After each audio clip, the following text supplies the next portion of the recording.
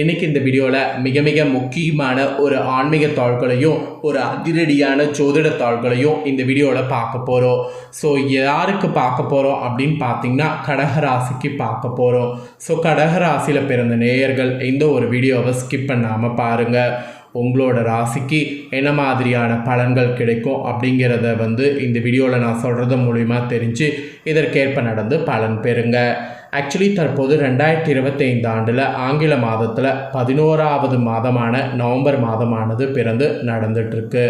இந்த நவம்பர் மாதம் சாதாரண மாதம் கிடையாது, மிகவும் முக்கியமான மாதம் என்று சொல்லலாம். இந்த மாதம் அப்படி என்ன முக்கியமான மாதம்னு பார்த்திங்கன்னா ஆன்மீக சம்மந்தப்பட்ட நாட்களும் ஜோதிட சம்மந்தப்பட்ட நாட்களும் வரும். அதனால் இந்த மாதம் முக்கியமான மாதம் என்று சொல்லலாம். இந்த மாதத்தில் அப்படி ஒரு முக்கியமான நாளானது தற்போது வந்திருக்கு. ஸோ என்ன முக்கியமான நாள் அப்படின்னு பார்த்திங்கன்னா நவம்பர் 5ஆம் தேதி ஆன்மீக சம்மந்தப்பட்ட நாள் வந்தது. அன்னைக்கு நவம்பர் 5ஆம் தேதி ஐப்பசியுடைய பௌர்ணமியானது வந்தது. இந்த பௌர்ணமியிலிருந்து கிரகநிலைகள் அமையிறது, இந்த பௌர்ணமிக்கு பிறகு கிரக மாற்றங்கள் ஏற்படுறது, இந்த மாதிரி நிறைய கிரகங்களிடையே ஸ்பெஷல் விஷயங்கள்லாம் நடக்குது. இதனோட அடிப்படையில் ஒவ்வொரு ராசிக்காரங்களுக்கும் தலையெழுத்து மாறும். அப்படி மாறக்கூடிய தலையெழுத்தை ஒவ்வொரு ராசிக்காரங்களுக்கான பலன்களை தெரிஞ்சுக்கணுங்கிறதுனால ஒவ்வொரு ராசிக்கும் பௌர்ணமிக்கு பிறகு என்ன நடக்குங்கிறத ஷேர் பண்ணிட்டு வரேன். அதில் இன்றைக்கி இந்த வீடியோவில் கடக ராசிக்காரங்களுக்கு ஷேர் பண்ண போகிறேன். கடக ராசியில் பிறந்த நேயர்கள் இந்த ஒரு வீடியோவை ஸ்கிப் பண்ணாமல் பாருங்கள். உங்களோட ராசிக்கு என்ன மாதிரியான பலன்கள் கிடைக்கும் அப்படிங்கிறத தெரிஞ்சு அதற்கேற்ப நடந்து பலன் பெறுங்க. ஆக்சுவலி கிரகங்கள் பொறுத்த வரைக்கும் கிரகங்கள் எப்படி இருக்குது, என்ன மாதிரி மாறுது, அதை பொறுத்து தான் நம்ம ராசிக்கு பலன்கள் கிடைக்கும். அதுலேயும் ஸ்பெசிஃபிக்காக இந்த மாதிரி பௌர்ணமி போன்ற நாட்கள் வரும்போது அதனால் சிறப்பு யோகங்கள் உருவாகும். ஃபர்ஸ்ட் ஆஃப் ஆல் இந்த ஐப்பசி பௌர்ணமியுடைய சிறப்பை பற்றி தெரியாதவங்களுக்கு முதல்ல இந்த ஐப்பசி பௌர்ணமியுடைய சிறப்பை ஷேர் பண்ணுறேன். ஐப்பசி பௌர்ணமி நாளில் சிவனை தரிசித்தால் சொர்க்கத்திற்கே போக முடியுமா? அது மட்டும் இல்லாமல் சொர்க்கத்திற்கு போகிற வரைக்கும் சோறு கிடைக்குமா? ஏன் இந்த பௌர்ணமிக்கு மட்டும் இந்த சிறப்பு இருக்குது அப்படிங்கிறத முதல்ல ஷேர் பண்ணுறேன். முதல்ல ஐப்பசி பௌர்ணமியுடைய சிறப்பை இந்த வீடியோவில் தெரிஞ்சுக்குங்க. ஆக்சுவலி ஒரு சான் வயிறுக்கு உணவு அவசியமானது என்பது நம்ம எல்லாருக்கும் தெரியும். எனவே தான் சோறு கண்ட இடம் சொர்க்கம் என்று இன்று நாம் சொல்லுவோம். நம்ம உண்ணக்கூடிய அன்னமே ஆண்டவன் தான், அவனே அன்னத்தின் வடிவில் இருக்கிறான். ஸோ இறைவனே நமக்கு படியளப்பவன் என்று இவரை சொல்லலாம். ஸோ ஐப்பசி மாத பௌர்ணமி தினத்துக்கு மட்டும் தனி சிறப்பு இதனாலேயே இருக்குது. ஏன்னா சந்திரன் தனது சாபம் முழுமையாக தீர்ந்து 16 கலைகளோடு முழு பொலிவோடு தோன்றுவார். ஐப்பசி மாத பௌர்ணமி தினத்தின் போது சந்திரன் பூமிக்கு நெருக்கமாக அதிக பொலிவோடு தோன்றுவார். ஸோ திங்கள் முடிசூடியவர்களுக்கு மதிமுழுமையான ஒளியின் இருக்கக்கூடிய நாள் சிறப்பு. ஸோ அதனால் வழிபாடு இந்த நாளில் செய்வது சிறப்பாக அமையுது. நவக்கிரகங்களில் சந்திரனுக்குரிய தானியம் அரிசி, அதனால தான் சிறப்பு வழிபாடாக ஈசனுக்கு அன்ன அபிஷேகம் செய்யப்படுது. இந்த அன்ன அபிஷேகத்தை தரிசனம் செய்து உணவை சாப்பிட்டால் அன்ன தோஷம் அன்ன துவாதோஷம் நீங்கும் என்பது கூறப்படுது. மெயினாக அன்னம் பரபிரம்மம் என்று கூறி உணவை இறைவனாக பாவித்தது நம்மளுடைய இந்து தர்மம். உடலை வளர்ப்பது மட்டும் இல்லாமல் உள்ளத்தையும் வளர்ப்பது அன்னம் மட்டும்தான்.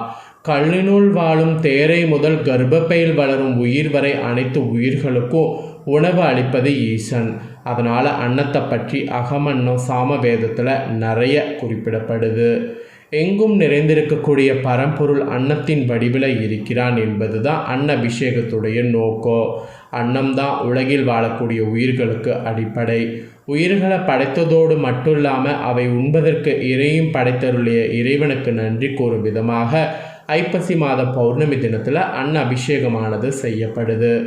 ஐப்பசி மாத பௌர்ணமி தினத்துக்கு இதனாலேயே தனி சிறப்பு இருக்குது. இது மட்டும்தான் காரணமா என்றால் அதுதான் இல்லை, வேறொரு காரணமும் இருக்குது. சிவபெருமான் நிகழ்த்திய திருவிளையாடல் என்னவென்று இப்போ பார்க்கலாம் வாங்க. அதாவது வேற ஒரு காரணம் இருக்குல்ல, அதையும் சொல்கிறேன். பிரம்மனுடைய கர்வத்தை அடக்க நினைத்த சிவபெருமான் பிரம்மாவின் ஒரு தலையை கொய்து விடுவார். துண்டிக்கப்பட்ட தலை சிவபெருமான் கையை கவ்விக்கொள்ள அவரை பிரம்மஹத்தி தோஷம் தொற்றிக்கொள்ளும். சிவபெருமான் தனது சுயத்தை இழந்து விடுவார். கையை கவ்விக்கொண்ட பிரம்மனின் கபாலமோ பிச்சை பாத்திரமாக மாறிவிடும். யார் பிச்சையிடும்போது இந்த கபாலம் அன்னத்தினால் நிறைகிறதோ அப்போதுதான் அந்த கபாலம் சிவபெருமான் கையை விட்டு பிரியும் என்பது விதி. ஸோ சிவபெருமான் காசிக்கு செல்லும்போது அன்னபூரணி அன்னமிடுறாங்க. அவங்களுடைய அன்பினால் கபாலம் அன்னத்தினால் நிறைய பிரம்மனின் தலை சிவபெருமானை விட்டு விலகும். சிவபெருமானுக்கு பிரம்மகத்தி தோஷத்திலிருந்து விடுபட்டு மாயையிலிருந்து விலகுவார். ஸோ அன்னபூரணி சிவபெருமானுக்கு அன்னமிட்ட தினம் ஐப்பசி மாத பௌர்ணமி. அதனால தான் சிவபெருமானுக்கு ஐப்பசி மாத பௌர்ணமி தினத்தில் அன்ன அபிஷேகம் செய்யப்படுது. ஸோ அன்ன அபிஷேகத்திற்கான காரணம் பார்த்திங்கன்னு வச்சுக்கோங்களேன், இதுதான். இது மற்ற பௌர்ணமிலாம் கிடையாது, ஐப்பசி பௌர்ணமியில் மட்டும்தான் சிறப்பு. இப்பேற்பட்ட பௌர்ணமியிலிருந்து உங்கள் ராசிக்கான பலன்களை தெரிஞ்சுக்குங்க. ஸோ ஃபஸ்ட்டு கிரகநிலைகள் எப்படி அமைஞ்சிருக்குங்கிறத சொல்கிறேன், வாங்க பார்க்கலாம். ராசியில் குரு, தனவாக்கு குடும்பஸ்தானத்தில் கேது, தைரிய வீரியஸ்தானத்தில் சுக்கிரன், பஞ்சமஸ்தானத்தில் செவ்வாய், சுகஸ்தானத்தில் சூரிய புதன் வகரத்தோடு, அஷ்டமஸ்தானத்தில் சனி வகரத்தோடு கூட ராகு என கிரகநிலைகள் அமைஞ்சிருக்கு. இதோடு மட்டும் இல்லாமல் பௌர்ணமிக்கு பிறகு கிரக மாற்றங்களும் இருக்குது. ஃபஸ்ட்டு கிரக மாற்றம் நவம்பர் 16 சுகஸ்தானத்திலிருந்து சூரியன் பஞ்சமஸ்தானத்துக்கு மாறுறாரு. அப்புறம் 17 அன்னைக்கு சுகஸ்தானத்தில் புதன் பகவான் வக்கர நிவர்த்தி அடைகிறார். அதே 17 அஷ்டமஸ்தானத்தில் சனி பகவான் வக்கர நிவர்த்தி அடைகிறார். அப்புறம் 27 சுகஸ்தானத்திலிருந்து சுக்கிர பகவான் பஞ்சமஸ்தானத்துக்கு மாறுறார். இந்த மாதிரி கிரக மாற்றங்கள் இருக்குது. ஆக்சுவலி இதனோட அடிப்படையில் தான் உங்களுக்கான பலன்கள் என்னங்கிறது குறிப்பிடப்படுது. இந்த பௌர்ணமிக்கு பிறகு எந்த ஒரு விஷயத்திலையும் முடிவு எடுப்பது தாமதமாகும். அடுத்தவர் பிரச்சனைகளில் தலையிடுவதை தவிர்ப்பது உங்களுக்கு நல்லது. பணவரவு அப்போ தான் எதிர்பார்த்த நேரத்தை விட தாமதமாக சேருவது இல்லாமல் இருக்கும். ஆனால் பூர்வீக சொத்துக்களில் இருந்த பிரச்சனைகள் தீரும். அப்புறம் நீங்கள் தொழில் வியாபாரத்தில் இருந்தீங்கன்னா எதிர்பாராத குறுக்கீடுகள் ஏற்பட்டு பின்னர் விலகும். வியாபார தொடர்பான பிரச்சனைகளை கையாளும் போது கவனமாக இருக்கணும். பாக்கிகள் வசூலாவது தாமதமாகும், பொறுமையை இழக்காதீங்க. உத்தியோகத்தில் இருப்பவங்களுக்கு கூட மிகவும் கவனமாக உங்களுடைய வேலைகளை செய்வது இந்த டைம் நல்லது.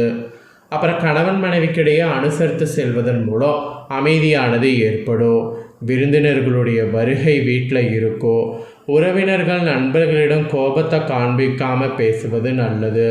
எதிர்பார்த்த உதவிகள் கிடைப்பதில் தாமதமாகும். இந்த பௌர்ணமிக்கு பிறகு எதிலும் எச்சரிக்கையாக குடும்பத்தில் செயல்படுவது நல்லது. பெண்களுக்கு கூட எந்த ஒரு விஷயத்திலும் முடிவு எடுப்பதில் தாமதம் உண்டாகும். ஸோ கவனமாக வேலைகளை செய்வது நல்லது. பணவரவு தாமதமாகலாம்.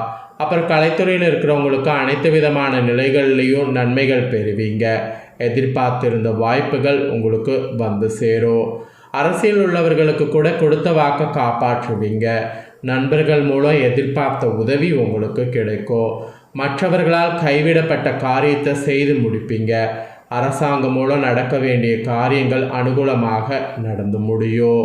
மாணவர்கள் கல்வியில் மட்டும் கவனம் செலுத்துவது வெற்றிக்கு உதவும். சக மாணவர் நண்பர்கள் பிரச்சனைகளில் தலையிடுவதை தவிர்ப்பது நல்லது. ஸோ இந்த மாதிரி தான் பௌர்ணமிக்கு பிறகு இனி உங்களுக்கு நாட்கள் இருக்கும், இப்படி இருக்கணும் என்பது குறிப்பிடப்படுது. இதில் உங்கள் நட்சத்திரத்துக்கு ஏற்ப பார்க்கும்போது ஃபஸ்ட்டு புனர்பூசம் 4ஆம் பாதத்தில் பிறந்தவங்களுக்கு இந்த பௌர்ணமி எதிலும் வேகமாக செயலாற்ற வேண்டும் என்ற எண்ணம் தோன்றும். குடும்பத்தில் கணவன் மனைவிக்கிடையே இருந்த மனஸ்தாபம் நீங்கி ஒற்றுமை உண்டாகும். பிள்ளைகள் நீங்கள் சொல்வதை கேட்டு நடப்பது மன திருப்தி தரும்.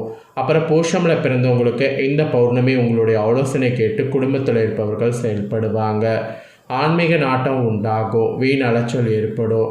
மாணவர்களுக்கு தொழில்நுட்ப கல்வியில் இன்ட்ரெஸ்ட் உண்டாகும். புதிய வகுப்புகளில் சேர முயற்சிகள் மேற்கொண்டிங்கன்னா சக்ஸஸ் ஆகும்.